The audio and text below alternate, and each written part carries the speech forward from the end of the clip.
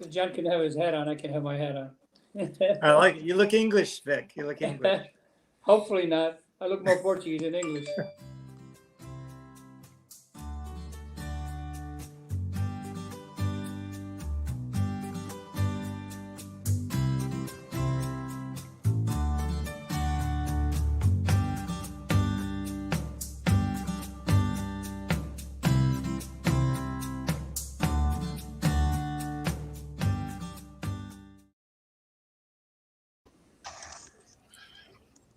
Evening, everybody. Welcome to Inside the Game with Coach Jim and Coach John, and we're excited to have our special guest and dear friend Victor Santos with us tonight.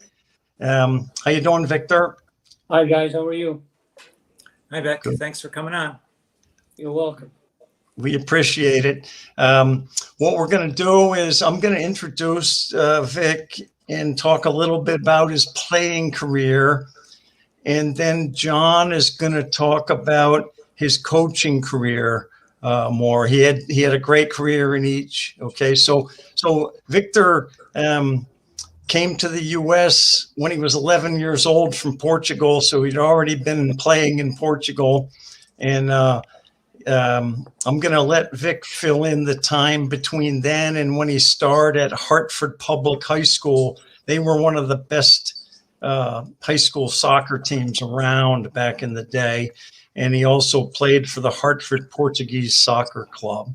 I met Victor, when I first started playing in the Connecticut Soccer League. My first team was actually New Britain Generals. And I played for them for a couple years before I got picked up by Hellenic. And I played against Victor, and boy, I'll tell you, what a good player and a tough customer as well, but in a fair way. We were joking earlier that he introduced me to himself by, we never wore shin guards back then. In fact, I used to wear my socks down around my ankles until that day. And Victor gave me a good one right down the shins. But he could put the ball on a dime, 30, 40-yard passes, both feet, outside of the foot. Really, really good player. So that's Victor's playing. And then John's going to tell you a little bit about where he's coached. Then we'll get into some questions. Yeah, Victor started with the Wethersfield Soccer Club in around 1974 with Mark Holowesco. A lot of our listeners might know him. Victor has coached at Wethersfield High School from I got those years wrong. Ended coaching at Wethersfield High School around 92, right, Vic? And That's correct. After the fall season, then I went to Quinnipiac. Yeah. Yes, and then he actually joined Quinnipiac when Tony Horta was the women's coach and Victor was the men's coach, and Victor coached the men at Quinnipiac College from 1993 to 2002. 2001. Yeah, okay, 2001. They were transitioning at that point, I think, from Division II to Division I, and played some, big time opponents in that transition. Victor's also had a long history with the Olympic Development Program. He was actually Olympic Development Director for some of those years. Victor coached his son on the really good Wethersfield High School teams of the early 90s. In 1991, Wethersfield High School won the L Championship, and E.O. Smith won the Double L Championship in the same fall, and we scrimmaged each other, actually. There were the Natali brothers, I think, who were connected with the University of Hartford. Yeah. Goalkeeper Kevin Hickey, right, who was very good. Also at the University of Hartford, yeah. Went to the University of Hartford, and I'm sure I'm leaving out other good players, but that's just sort of a sample of how good Wethersfield High School was at the time. So, Victor coached with Jim at University of Hartford. Victor was involved with sort of getting players involved with the New England Revolution, including Mitchell Tainter, and just has had a sort of a varied and very successful coaching career at different levels. So congratulations, Vic. Thank you. Thank you, John. Thank you, Jim. Well, Vic, let's go back to your playing days again. You know, back in those days, you know, if I was on Hellenic and he was on Hartford Portuguese, we weren't buddies. We weren't buddies even after the game. You stuck with your own guys, and that was it. And there was a big respect for the Portuguese and for Victor and Victor Rosario and Roger Rosario, my bad. Yeah, and Billy Pereira. Absolutely. Billy. Yep. And just a lot of good players. Kind of the same generation of guys. And I was fortunate enough to coach the Hartford Portuguese many years later, as Zeke Seguro was on that team.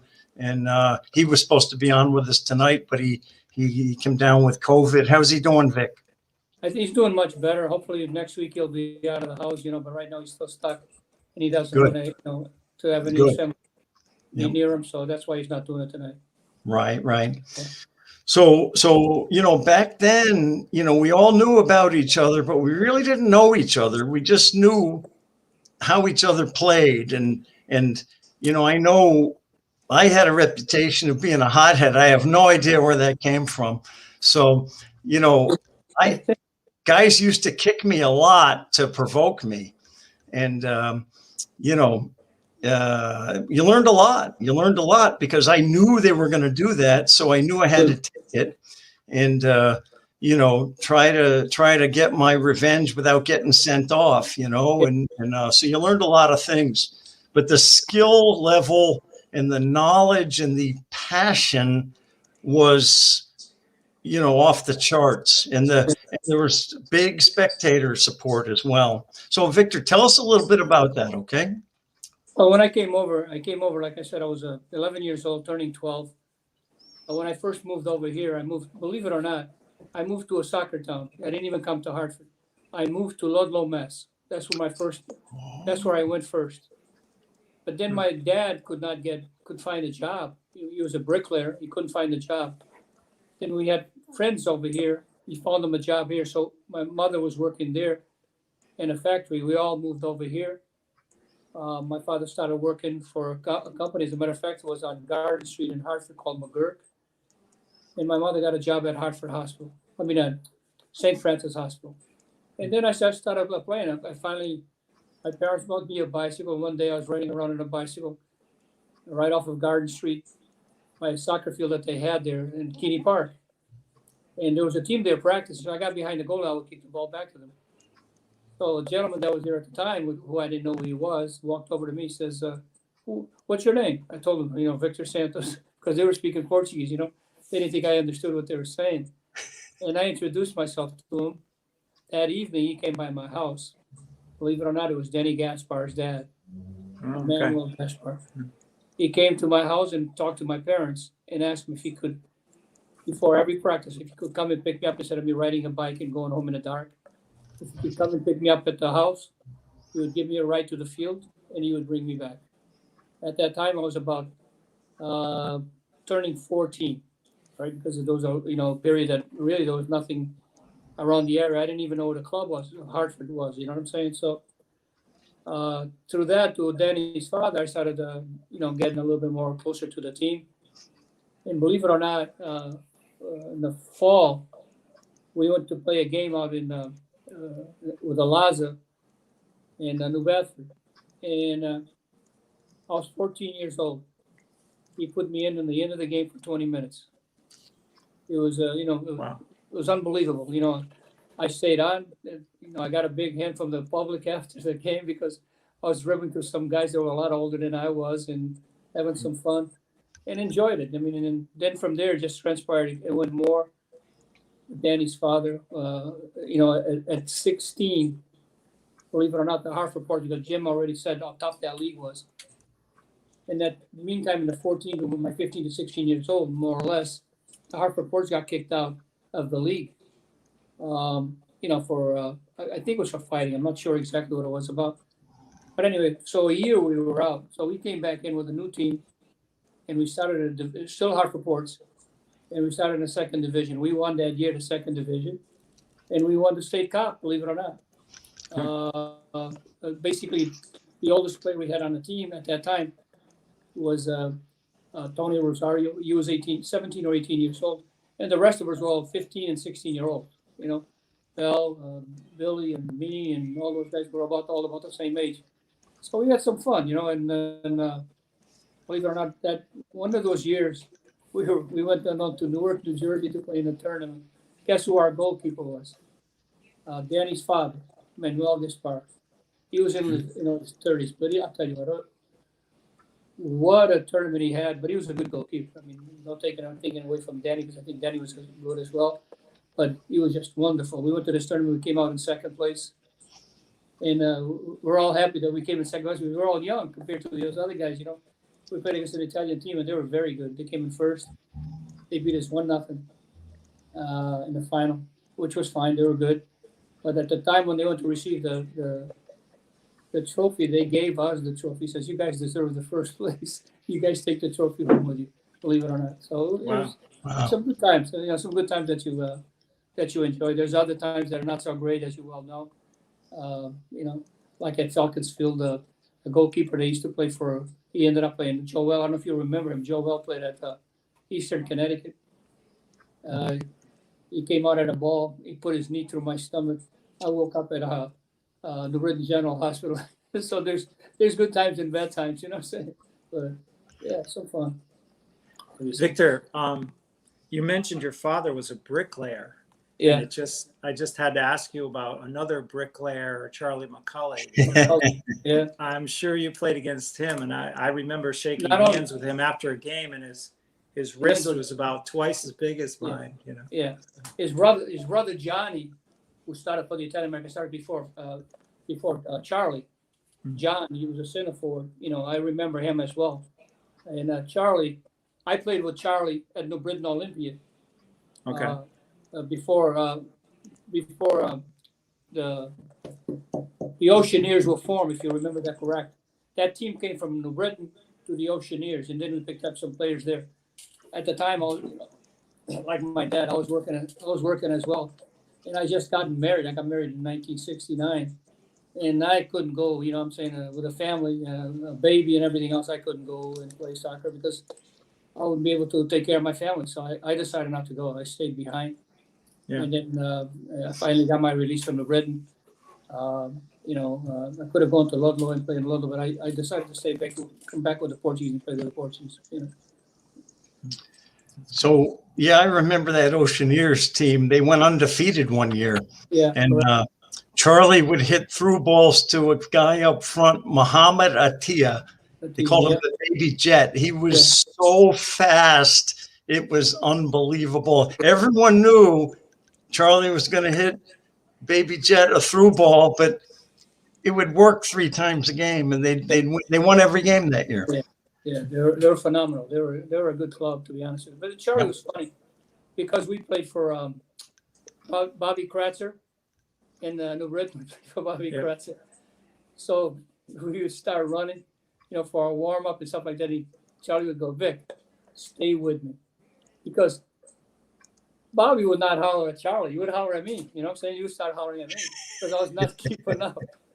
But I couldn't go any faster because I didn't want to leave Charlie behind, you know. Don't leave. You're going to pay for it if you leave. And so we'd run together, and Kratzer would get on my case. But it was some good times and some great players. Charlie was one of the phenomenal players that we had in this. Bobby Kratzer picked me to play for the Connecticut Yankees, but I blew out my knee and I couldn't play. But he called me up and he offered me a contract, and he said, listen, I'll send you the contract. It'll be blank. Just sign the bottom. I'll fill it in when I get it back. I said, I don't think so. I envisioned myself mopping the floors after every game, you know. Bobby Kratzer, a good character as well. You know, a very good player in his own. He was good. In his own right, he was a very good player as well. You know, and not to take anything away from him. You know, we had a lot of good players in here. What's his name? I can't even think of him. The Englishman. he coached in college. Oh my God, I can't think of his name. Alan King. Alan King. There you go. Thank you so much. Oh yeah, Alan he King. was. What a player. Phenomenal. And if you remember, Jim, we used to have a right back by the name of Joe Calais. I don't know if you remember him. Tough as nails. He would go through he would go through a brick wall. Before you could get through him, you would have to go through him. He would knock you on your ass. I mean, I would feel sorry for what's his name when he was playing on that side. He would finally have to change to the right side just to get away from it. You know what I'm saying? Yeah. He would move over he was a left-footed player and he moved over to the right side so he could play against him because he was a tough character, you know? Yeah. Yep. Vic, there was an older gentleman from Westport. I think he coached at Fairfield University. He was a good player too. Do you know what I'm talking about? Jim Coleman. Jim Coleman, yeah. Jim Coleman, very good. Everybody said he was a really good player. Very, very good. There was a lot of good players. You know, and I know Jim has had some outings with him. Joe McGuigan. Yeah. Yeah. You know, it's funny. All these guys we're mentioning, for you folks that are out there, you know, there weren't a lot of professional opportunities back then for players. And so, you know, and the pay wasn't much. So guys were coming over from Portugal at age 30 to work in factories in Waterbury because it was more money than they were making for their pro teams. So we got to play against some big time players, you know. Absolutely. Even down in Vasco da Gama, they had some great players. Yeah. Yeah. And then the guys at Ludlow, the Brazilians, Itamar Alves and Luizinho, and they all played for the Boston Astros. That's how they came from Brazil. But these guys were top players. I talked to Austin Daniels about this because he scouts, you know, for U.S. soccer, and he's seen all the players. I said, to be honest, all of these guys that we talk about, where do they stand compared to those guys? He says they were at least just as good, maybe better, but they didn't have the daily training these kids had. That was the problem with all of us, even with Charlie at the time. Yeah. Until Charlie got into the pro level a little bit more. But obviously, that was all of us. We practiced 3 times a week, maybe 3 times a week. We'd go down to Colts Park at least 4 times a week. Yeah. I can remember as a kid, you know, living in the north end of Hartford on Vine Street and pedaling a bicycle all the way to Colts Park. You know, it was a good 3 miles, maybe 4 miles, you know, on a bike. Get to Colts Park at the end of the night. There was a young man that I don't even remember his name. Lived on Vine Street, but I lived on 32, and he lived on the 80s. And he used to put my car in his trunk, and he would ride me home, take me home. And I did that 3 times a week. Yeah. You know, so it was nice of him to take care of me as well too. You know, so I remember things. You know, like I played with the team here when I was before the ports, and they brought in to beat the Italian American Stars. They brought 6 Argentinians in just to beat the Stars. They won 5 or 6 to nothing that particular game. They were phenomenal. They were just phenomenal players. The majority of them, there was 5 of them at least that played on the Argentinian national team, or they played in pro teams there. All of them, they were phenomenal. Yep.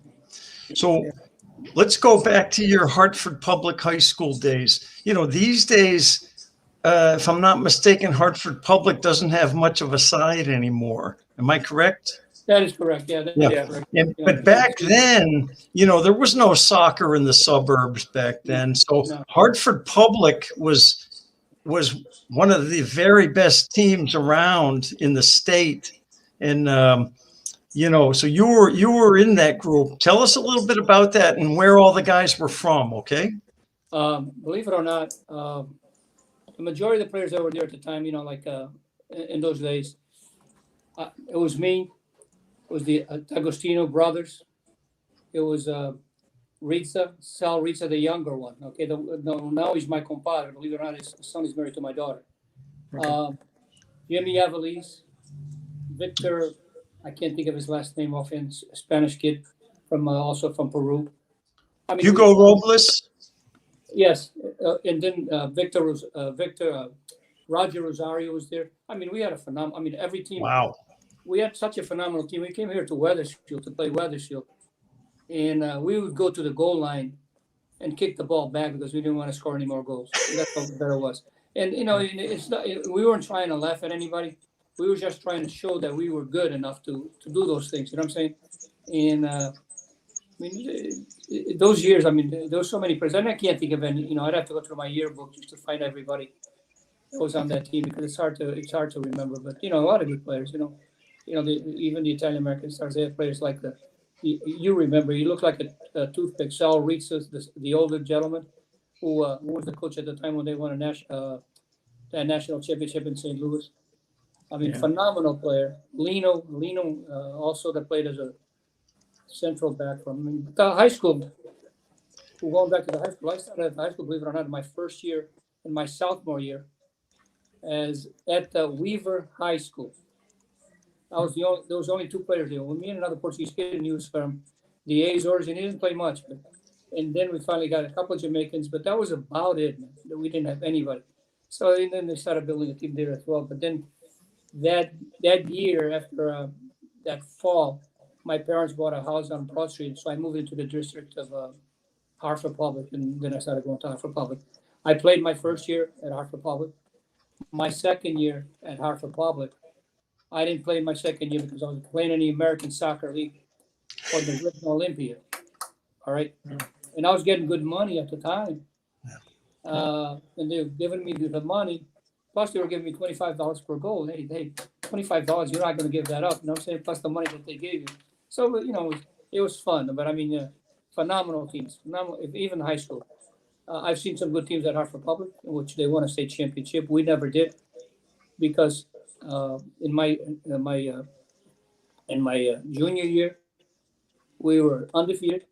Then all of a sudden they showed up. We were at the time, I think we had just we were done to the first round, the second round, and then they showed up with a picture of one of our Spanish kids playing in the Sunday league. So we had to forfeit all our games. And that year we did that, and the following year, which I was not playing for them, the same thing happened again to them with the same player. Yeah. Huh. Wow. It was interesting. It was very interesting. Okay, before we go on, Yeah. Arnie Ramirez says, Happy Valentine's to the three of you. My friend Victor and I had some good games when we coached against each other. Absolutely. I can imagine. Absolutely. He's a great gentleman. I'll tell you that. What a gentleman, isn't he? One of the best, I'll tell you that. That's when you were coaching Quinnipiac. You played LIU. Yeah. And nothing but admiration for him. He's a great guy, to be honest. Yeah. And Dave Latourette says, Hi, Victor. You look great, young man. Hope you were well. Thank you, Dave. It was great to see you on TV the other day. It was great to see you. I missed those old days at University of Hartford. Yeah. And then here's Helder. Of course, we knew Helder would come on. Victor, what great evening, coach. You look like a fighter. Be strong, Mr. Hall of Famer. Helder's a great kid. I'm telling you, not only a great kid, a great person. Yeah. Do anything for you. He's a great. He bled Portuguese green and red, man. He bleeds for sure, man. For sure. Yep. Okay. So the one question we'd like to ask, and we kind of always get the same answer, but we want to ask it anyway, is, you reached a very high level as a player. And what advice would you give and did you give to young players who wanted to reach a high level, Victor? I think they have to dedicate themselves a little bit more. You know what I'm saying? It's not an easy task to go to practice twice a week and think that you're going to get to a game on Saturday or Sunday and you're at that level. You have to practice almost every day, sometimes twice a day, sometimes 3 times a day, just to get to that level, that intensity that you can play at a higher level. It's not easy, to play at a high level and be competitive, to challenge yourself and to challenge the players that you're playing against. It's very hard, so not only do you have to challenge yourself with practice time and to get to that level and to get to the field, and when you're in the field, you have to challenge the other opponents, the other defenders that are against you, so it takes a little bit of sacrifice, I would believe, And that's pretty much what we've heard from everybody we've had on the show. It's no big surprise, is it? No. It's I have a grandson sitting downstairs today. It was Victor's son, and I keep telling him the same thing, that he has to sacrifice a touch more on the ball. It's all part of the what you can dish out. You know what I'm saying? if you're a kid right now at the national level, if you're not practicing at least 6 days a week or 5 days a week, plus maybe scrimmaging once a week, and probably getting up at 5 o'clock in the morning to do things with the team, and maybe at noon and then again in the evening, you're not doing anything for yourself. You know what I'm saying? It's just like it's a pro life. And even in college, as you well know, Jim, it's good. Obviously, you had Sacho in here the other day, and Steve. They know it's a level that you have to be prepared for. Plus, in college, you also have to take your academics according to, so you don't lose all that stuff. So it's I always used to tell my kids when they came to Quinnipiac, I says, yeah, I know you guys are coming here. You guys are going to play soccer. You guys walked up one flight of stairs to come up here. If you guys come to this college and you, for some reason, trip and go down the stairs and you break a leg and you can't play soccer, make sure this is the university for you to get your education. I always said that to kids. So, that's what you have to think about. You know what I'm saying? When you go to the pro level, obviously, more and more kids are going to the pro level. Hey, that's a different story. You can get an education and also go to the pro level. It's a lot easier nowadays to do that because I think you can get into the internet and you get an education as well. You know what I'm saying? So, Victor, maybe with the origin of your coaching, maybe you could talk a little bit about Wethersfield Soccer Club. I mean, I'm just thinking of sort of legends like Boden Kalinske and Bob Landers and Mark Holowesko, who you coach with, and just that was like in central Connecticut, one of the most respected towns. And then leading up to the beginnings at Wethersfield Soccer Club, eventually you coached your son's group probably all the way up to high school, right? So maybe talk a little bit about that. Yeah. Well, I think, there's a lot of guys that are, that you keep forgetting. I had players such as Chris Albrecht, if you guys remember him, then he played at UConn. He was a captain at UConn in his senior year, I believe. Yeah. Maybe junior, senior year. I had some great, Bill Kalinski's brother, which was Paul Kalinske, played for me as well in Illinois, in Florida. So, sorry, that's yours, Joe? So, I've had some good players that I've been able to go through and help, and they helped me as a coach. They made me better as a coach, and hopefully I made them better as players. Enjoyed the team that I had in my son's team because I had guys like, that you could never forget, Frank Natali. I mean, Kevin Hickey. You better go insert. It's me calling John. Kevin Hickey, Richard Duffy, Rob Pellegrino, Vic Santos Jr.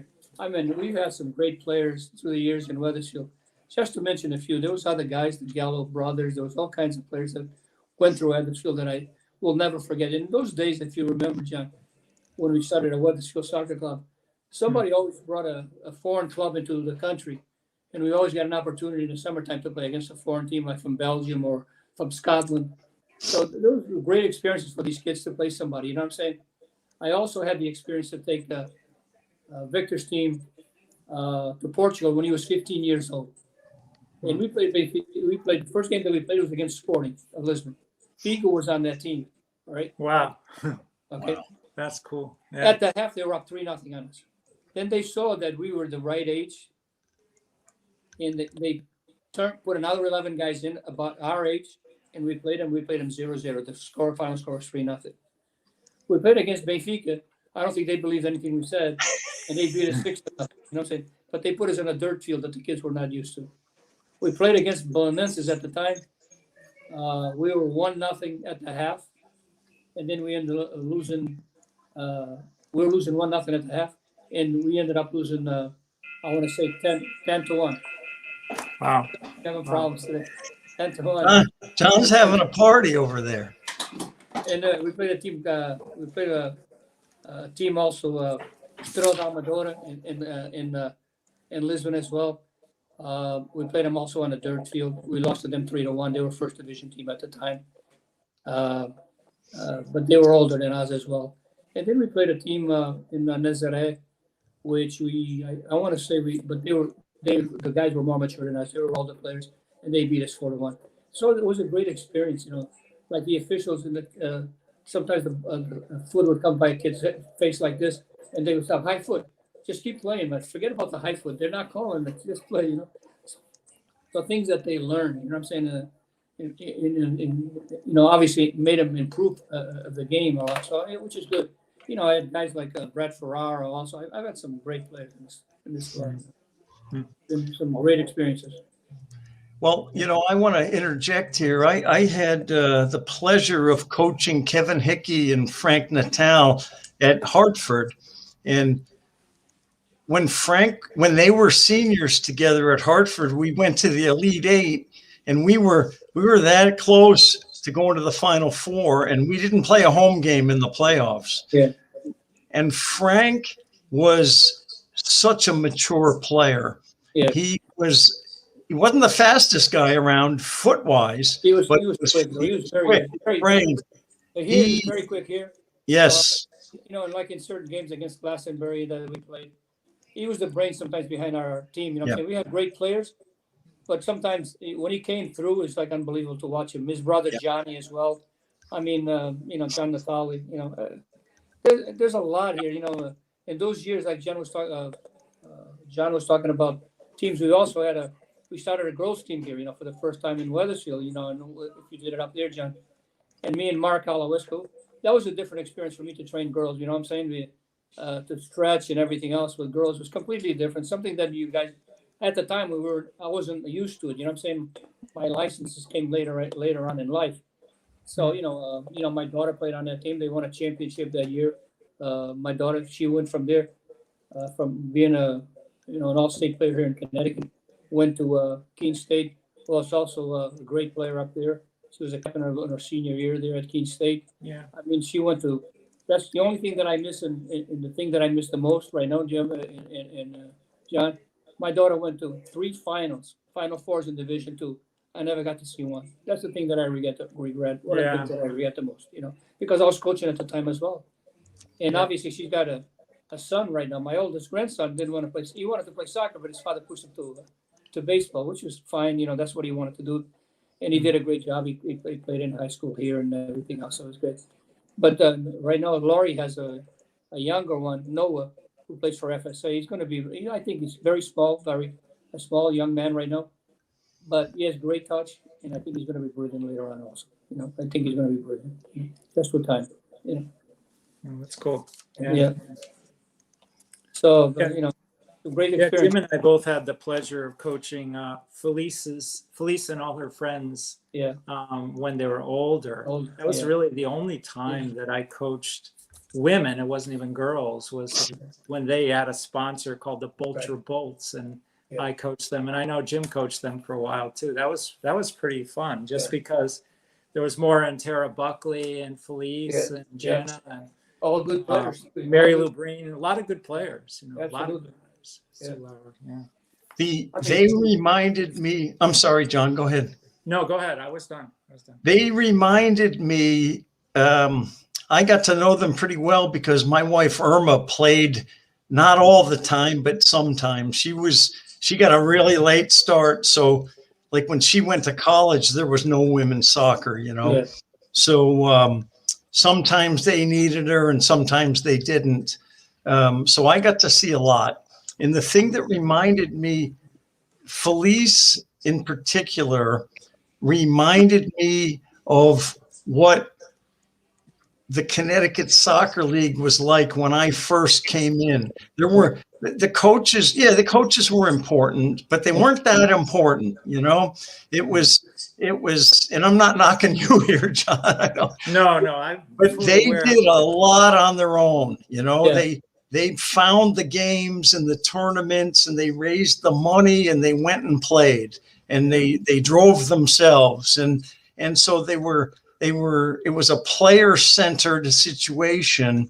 And that's when you really see the love and the passion, because it's a lot of work. It was a lot of work just to create a game, much less to go win the game, you know? Yeah. Yeah, I agree 100%. You know, there's a lot of things in Connecticut that both of you guys have seen, you know, and then both of you guys have played in clubs with in the Connecticut Soccer League. I mean, Johnny and you both played. So did I. we saw a lot of good players go through it. You know, when we had that summer league, Oh, Stadium. I mean, we used to bring all the Brazilians in with the Hartford Portuguese. The Falcons used to bring guys from New York with Charlie McCauley and them guys. I mean, well, you didn't need a pass, so you could bring No. whoever you wanted. oh Yeah. my God, it was unbelievable, man. You know, it was one of the greatest times I've had. You know, playing. You know, and other than in the American Soccer League, going down to Philadelphia to play against the Ukrainians, or down to New Jersey to play with I can't even think of their names. The brothers there. One of the first guys. You know, it was just unbelievable. You know, just to go down and play with some of these players down there, especially in Philly and down in New Jersey. I mean, it was great. It was great even here in Connecticut. You know, when you played And people used to travel. Remember Jim, George Pergavy and McKeechin used to travel all the way down from Vermont just to to play. play. Yeah, and so did he played with me with New Britain as well. What's his name? Oh my God, no, I can't think of his name. An Englishman. What the heck was his name? He coached at a Division III school in Massachusetts. Oh, Alan Westfield. King. No, There was Alan King, and then there was Peter Gooding. Peter Gooding played with me there. What a player he was. Roger as well. I don't know if you can remember Roger lived in Meriden. I mean, there was a lot of good players in this state. The funny thing about Peter Gooding is, if you only knew him as the Amherst coach, thought he was this quiet, mild-mannered gentleman. Not at Boy, all. when you played him, you found out otherwise. No, not at all. That's funny. Far from it. What a top player he was. Yeah. I'm just bad with names, and I don't. You know, I got to start taking one of those shows that they If I You was know, was another one was Marion Stoy because Marion's a very excellent player. Good speed. I almost went Played to on the outside. A very good player. You know, he played I at almost went to Wesleyan. Yeah, he went to And Wesleyan. it was down between Wesleyan and UConn for me, and I love Terry Jackson. And Yeah. Terry Jackson used to rave about Marion Stoy, and then I saw him play after. You know. Yeah, he was phenomenal as well. I mean, he had good speed, good sense of the ball. Yeah. You know, it was he's believe it or not, he's an eye doctor. he's an eye surgeon, right? Surgeon. Yeah, my wife goes to that office, but she has seen him before, but she was a different doctor there, you know. But I've seen him there as well. We have talked quite a few times. One of the very best was Jan Klasic. Yeah. And I back mean, when they had sweepers, he dominated the whole game without running. Yeah. The other there's a lot of guys, you know, New Haven had a great club at one time. Yeah. Lenny played there for quite a while. Lenny played there. Lenny had hair down to his waist in the back. I remember that, you know, because when he was running in front, you could push it, you could hold him back, you know, just grab the hair and pull him back a little bit, you know, just to slow him down. But I'm just joking. But there was a lot of good teams. Vasco da Gama, Bridgeport Italians. Phenomenal teams, man. You know, look, not to take anything away from Ludlow. Yep. Even later on, Chicopee came into the picture. If you guys remember, Chicopee, Mass came into the picture. They also had phenomenal teams. You know, so you know we've been very fortunate around this area with players. And I said, that going through here. You know, and some of the best players, because I'm unlike you and Jim. I didn't have the background as a young player, so I was behind, but some of the best players were also the nicest to me, like Scotty Smith and Charlie McCauley, and just people that just sort of like were very supportive of me just because I worked hard, not because I was that good. You know what I mean? Yeah, I played for, you know, and I told you I played for an Italian team at the time when I was younger. It was Balnia Soccer Club. As a matter of fact, the owner of it, he was a construction guy. He had a club down in Rocky Hill in that area. And when they brought those Argentinians in, one of the guys was a guy by the name of Montesarini. Right, his grandsons have played at South Windsor. He was so good to me. He taught me a lot, man. He taught me tricks that I didn't even know at that time. That he taught me tricks. You know how to hold a defender off. How to do things that you really are not knowledgeable. But then you by watching you learn. But by people teaching you even become better at it. You know what I'm saying? So he was very good to me. You know. Yeah.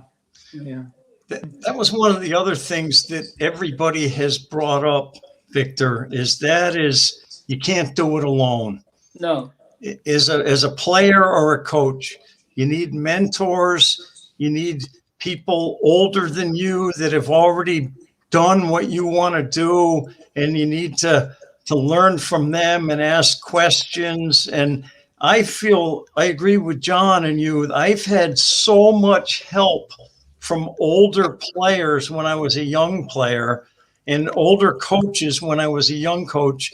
They were so generous with their time and their knowledge. As long as you showed you were for real, that you wanted it, they would spend time with you. any amount of time with you. Absolutely. You know, I've had those, you know, like, you know, a lot of those guys that in the old days, I think, like even watching Johnny McCauley play, the center striker for the Italian American, says he was great in the air, man, just like you were, Jim. Not to take anything away from you, but he was phenomenal in the air. There was another guy that played at Trinity College. Who lived in Rocky Hill. No, I can't think of his name. He played at Trinity College. Phenomenal player, man. He's in the Hall of Fame as well with John. Great player. And just, you know, there's so many, you know, and what was happening at the time when we were going through all this stuff as players, every day somebody would come in on a plane or in a boat, would come into this country, would get a new player in the league, somebody that you admired and you watched play. You know what I'm saying? That was almost every week. We had, like even with the Hartford Portuguese, we changed players because there's guys that came in on a boat. You know what I'm saying?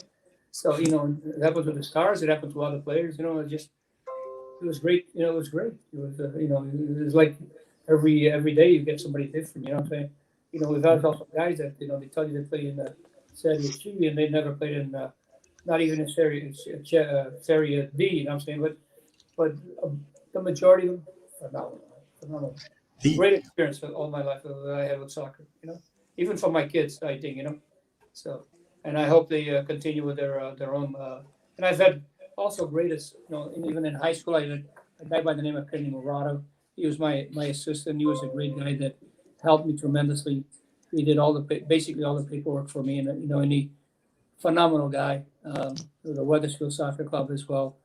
The experience that I've had here with people such as Dick Erickson, who was on the committee that selected for me to coach at Weathersfield. I never forget that. One of the teachers there, I can't think of her name offhand right now, but I had never forgotten those people that got me to that level for me to coach there. You know, they opened up the door for me. So I don't forget. You don't forget things that people are good to you. You never forget them. You know. Vic, it must have been fun at Quinnipiac since you're good friends with Tony for you guys to be coaching at the same place. Yeah, we were friends. We would arrange basically the practice. Tony, you know, it's like Tony. You know Tony, like when we used to go to Lake Placid. He had the pick of the litter, man. So you know that, right? He had the pick of the litter. So you know Tony was always fun to be around with. Always fun. You know, I think when I got there, you know, he was already established 1 year there. He had brought in a great program. He started a great program there with the girls. I thought. I took my team basically from not winning to a winning level in Division II, and hopefully on Division I we did the same thing. We brought some great players in there. So you know, everything that has happened is always for a reason. You know what I'm saying? So it's, and Tony and I were not full-time coaches there. You know what I'm saying? We're just part-time coaches. Yeah. So we have to do, you know, a lot of the time we were spent there on our own hours, you know what I'm saying, to get the thing done, you know, so it's just to recruit players. Yeah. He did a great job. He did a great job recruiting, but it was always fun to be around Tony. You know, you might not have a good day, but Tony will always make you laugh. You know what I'm saying? He'll always make you happy. That's true. Yeah. You know, it's funny. I was just thinking about nowadays in the pre-seasons for the big teams, you know, they all come over to the U.S. and get a big, you know, they play exhibition games in front of 50,000 people, and it's $50 a ticket, and they make a fortune.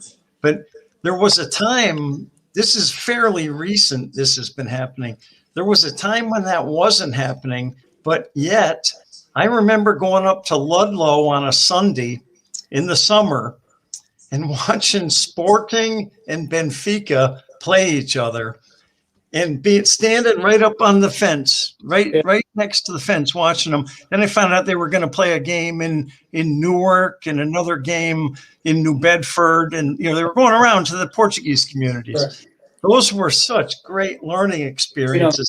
I stood with Freddie Pereira one time and watched and had him translate what they were saying, because the thing that was really amazing was the talk. Yeah. Every guy was talking nonstop the whole game.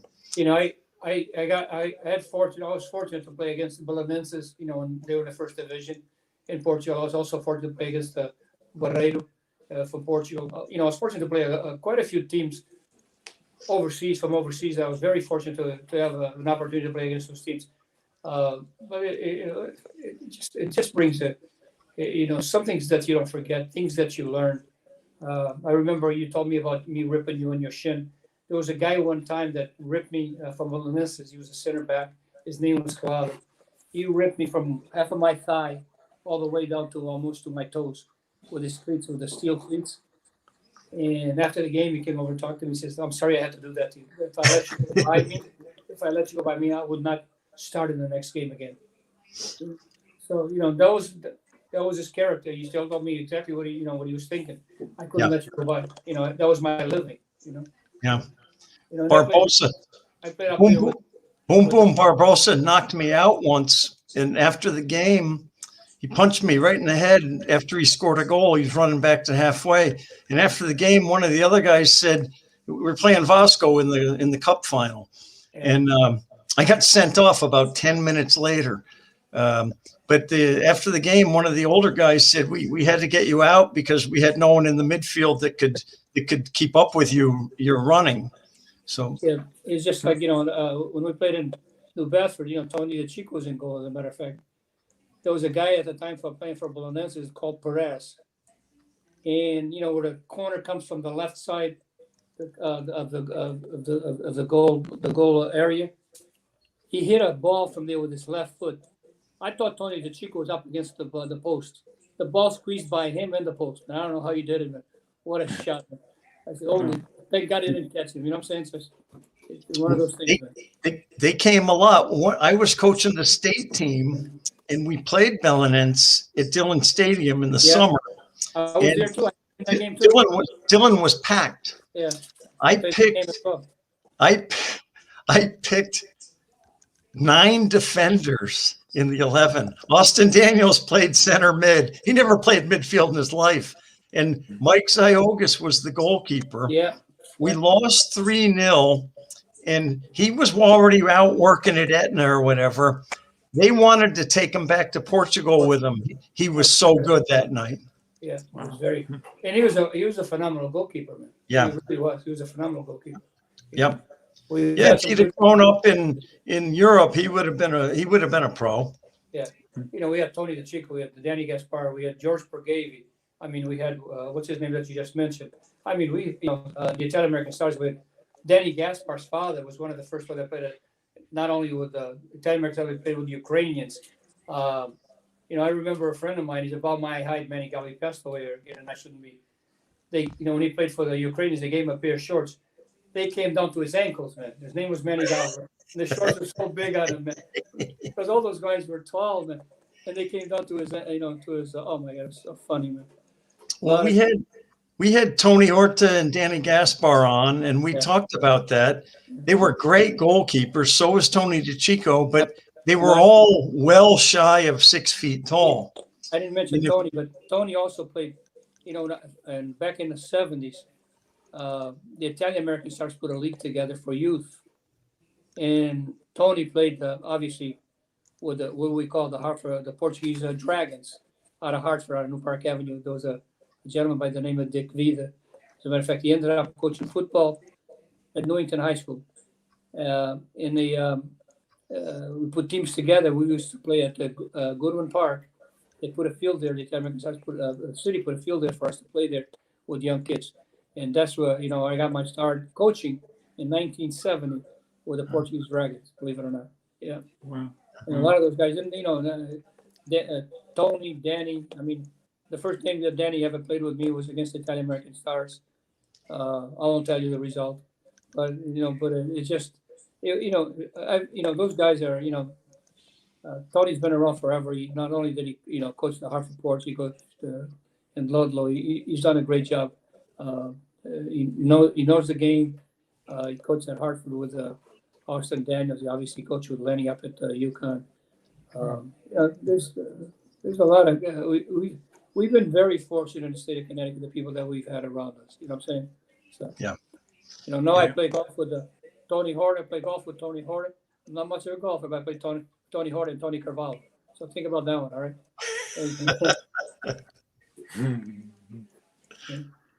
It's fun. Well, Vic, you're still involved with the history of Connecticut soccer because you're one of the main persons on the Connecticut Soccer Hall of Fame selection committee, right? So, Yeah, with you, Joe. Well, obviously with you, yeah. Yeah, you're always it's pulling fun. me along, but you're the Yeah. expert. You're the Yeah, expert. but there's a lot of guys that we have, and I think there's a lot of guys that we haven't touched yet. You know what I'm saying? That need to be touched and brought into the Hall of Fame. Obviously, this year with the COVID, it was not feasible to do anything like that. Hopefully, next year we can go back to it. We have a lot of players to touch yet that we haven't touched yet. Men and women. Yeah. So, thanks to what the guy down at UConn, he's helped us a lot tremendous, and obviously Rick Dorella, which you guys have had on the show with Dave.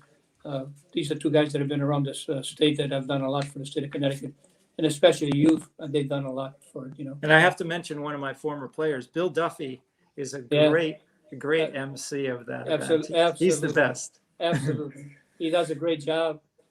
He does a great job. He puts on a great show for us. He's tremendous. We can't lose him for sure. Can't afford to lose him.